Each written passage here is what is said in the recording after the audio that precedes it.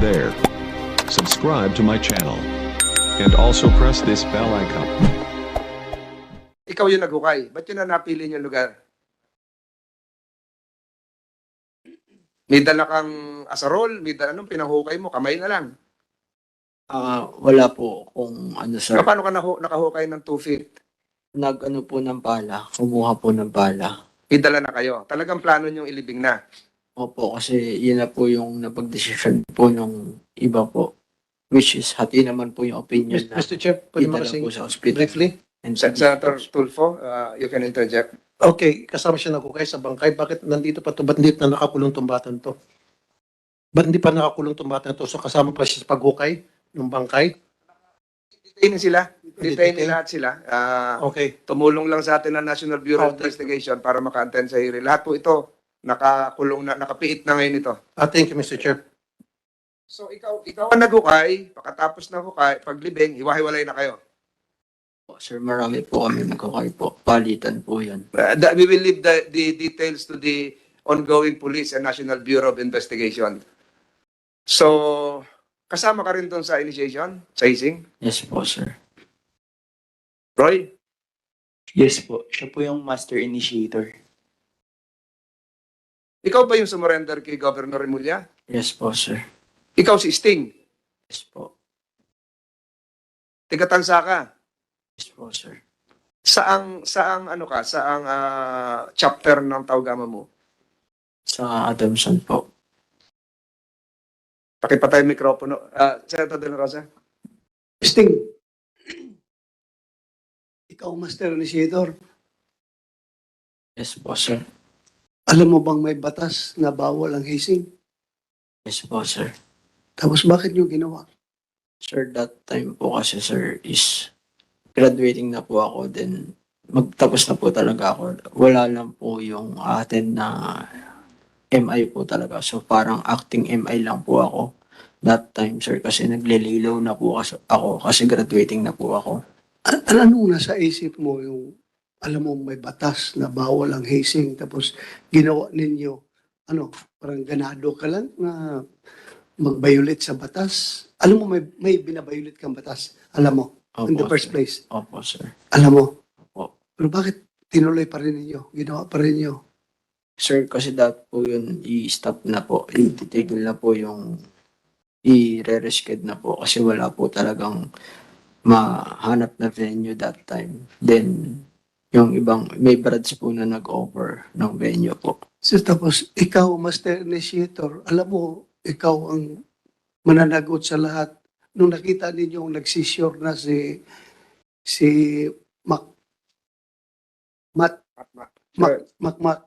Actually, hindi niyo dinala sa ospital. sir, hati na po yung opinion. Sir, actually po, ako po yung nag-alaga po kay Matt po. Malakas na malakas po si Matt. Ako din po yung sumama kay Matt, sir, sa CR po para po dumumi siya. Kaming dalawa po, sir. Kaya nga, yung nagsisure na, yung nagkukulaps na, Wala na po ako doon, sir. Pauwi na po that wala ka time. na doon. Opo, wala po. Sinong nandun ka kasama niya? Yung mga ibang breads po. So, di Yes, ba as master initiator hanggang matapos, hanggang maiuwi siya, dapat nandun ka kung talagang ikaw yung... First time mo nag-master initiator? Hindi po, sir. Marami best na. Mga nasa 3 po. Oho. So nakakatatlong beses ka ng master initiator, hindi mo tinatapos yung initiation rights. Bago magsiuwi, wala ka na rin. Ganun ba?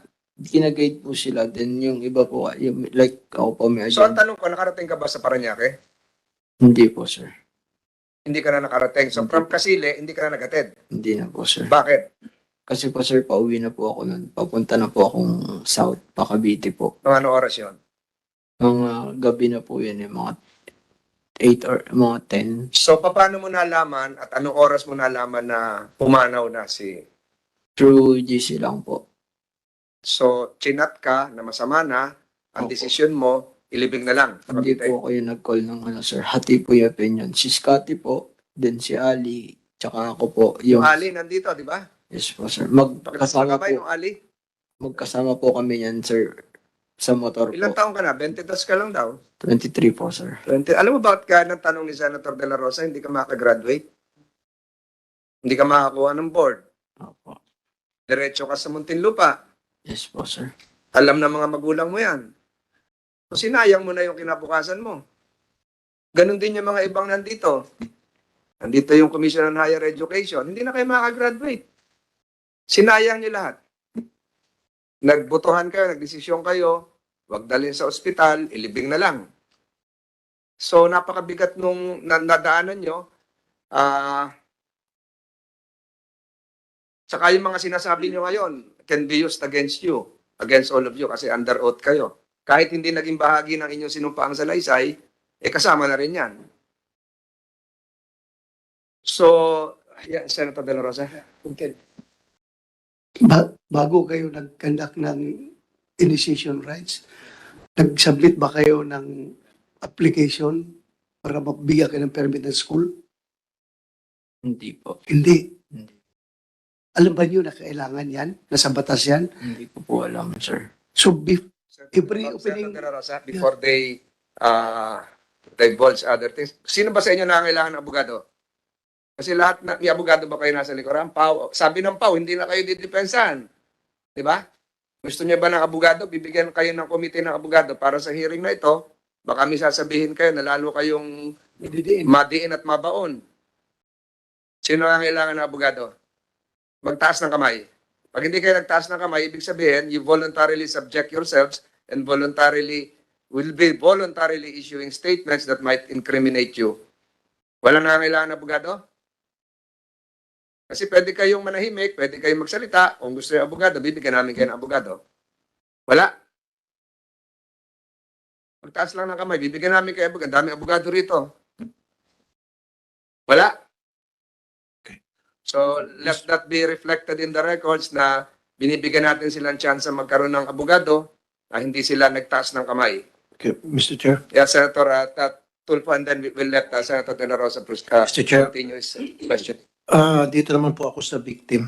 Magtatanong. Oh, you're not finished? Sorry. Yeah. Go ahead, sorry. So, sabi mo, nakatatlong master initiator ka na, tapos yung tatlo na insidente yun, hindi talaga kayo humingi ng permit sa school na mag-conduct na initiation? Hindi po. So, wala. Hindi ko So, po alam. alam mo ba yan na kailangan yan? Hindi ko po alam, Hindi. sir. Sinabihan ba kayo ng eskwelahan during the opening of the semester na mayroon kayo orientation na dapat lahat ng miyembro ng fraternity, pag may initiation, kailangan ito? Wala. Registrado ba kayo? Nag-register ba kayo sa school na kayo, Tao Gamma Pi, ay isang isang fraternity na dito sa loob ng eskwela ng, ano eskwela doon? Adamson. Adamson? So hindi kayo nagrehistro? So walang ginagawang eskwelahan sa inyo? Pinabayaan lang kayo? Parang, So walang silbing batas na ito? Hindi ito pala, hindi nyo alam. Hindi ginagawa ng eskwelahan. So dapat tama yung sinasabi ni Senator Tulfo na bigyan natin ng mas mabigat na penalty, kung pwede, reclusion perpetua, pati yung school administrator. Kung nagpapabaya sila, kayo namamatay yung mga bata. Yung sabi nga, ano yung doctrine tol, yung locus parentis, kung ano yung responsibilidad ng isang parent sa isang bata, responsibilidad din yan ng school doon sa bata na nag-aaral sa kanila. Kung ayaw ng parents na mapunta sa mamatay yung bata niya, anak niya, or ayaw niyang maging membro ng CPP, NPA yung anak niya, yun din, responsable rin ng school yun na hindi dapat mapunta sa CPP, NPA yung anak niya. Parang ganun. So, tama, I agree with Senator Tulfo. Yung amendment niya na gagawing mas mabigat na penalty dapat ipapataw sa eskwelahan dahil hindi nila ginagawa yung kanilang locus parentis doon sa estudyante. That's all for me, Mr. Chairman. Give the floor to... Thank you, Senator De La Rosa. Senator Tulfo, you would like to interject? Yes po. Mr. Chair, ang mga katanungan ko po ay directed sa victim. Mr. De La Cruz, yes po. sino po ang nag-recruit sa inyo? Si Tags po, tsaka si Scotty. Si Tags and Scotty. Ano yung rango nila sa fraternity? Hindi ko po alam eh. Okay. And then, nung magkaroon ng scheduling para sa initiation, sino-sino ang mga kumausap sa iyo? Sila Slaughter po.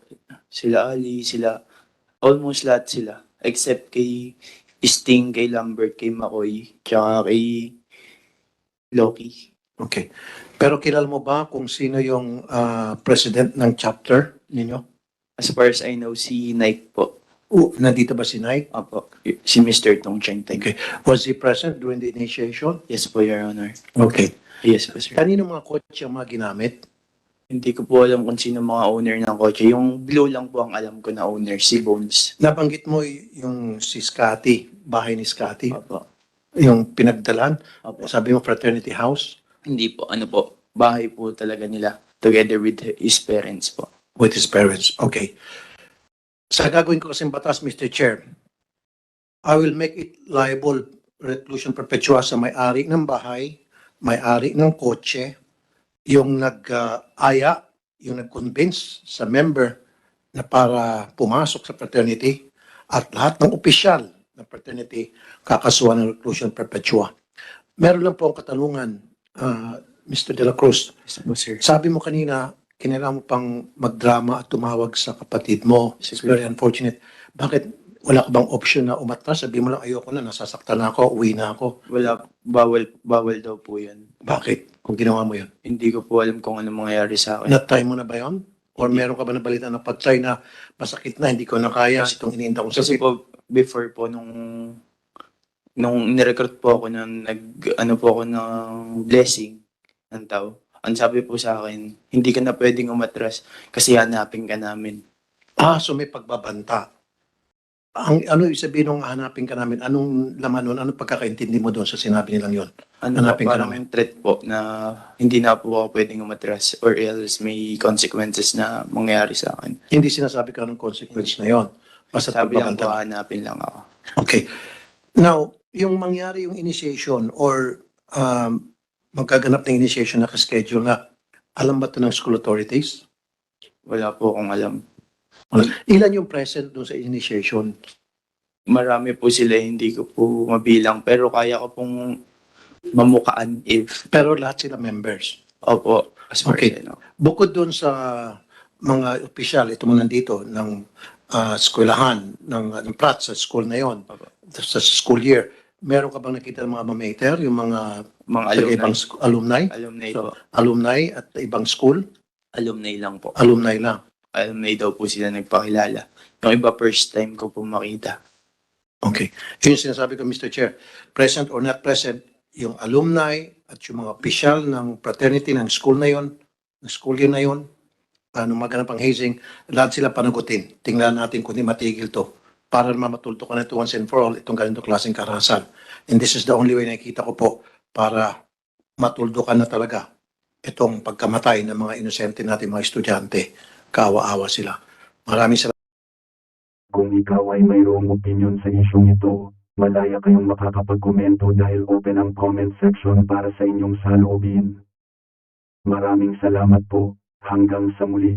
Para sa mas marami pang showbiz update at political na issue, mangyaring laging nakasubaybay sa channel na ito. God bless us all.